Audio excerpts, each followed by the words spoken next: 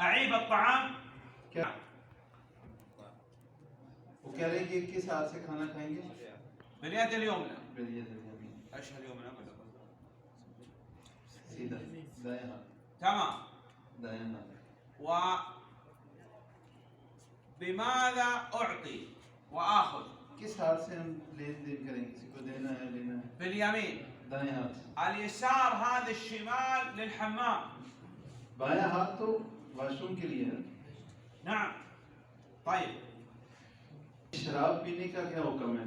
نعم حرام لا لا لا शेख कह रहे हैं कि हम सब्जी मंडी में नहीं है, सूक खुदाहाज में नहीं है, सब हाथ पर सिर्फ हाथ खड़ा है. जज फैसला करने वाला है। نعم होगा जवाब दे जवाब. शराब क्या है? हराम। हराम.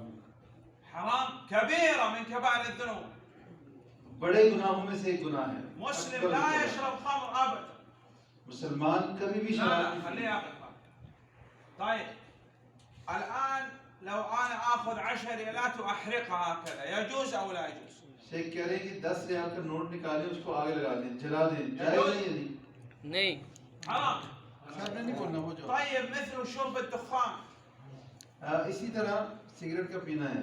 فأنت الآن إذا كان تشرب دخان أو صديقك يشرب دخان نتعاون على ترك الدخان तो आप या आपका कोई दोस्त अगर सिगरेट पीता है तो जरूरी है हम एक दूसरे का ताउन करें सिगरेट छोड़ने पे.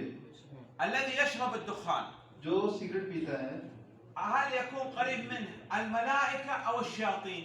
क्या उसके करीब फरिश्ते होंगे या शैतान? شيطان تمام لا لهذا أنت لابد تساعد صديقك إذا كان يشرب الدخان حتى يترك الدخان तो इसलिए आपने अपने दोस्त साथी की मदद करनी है.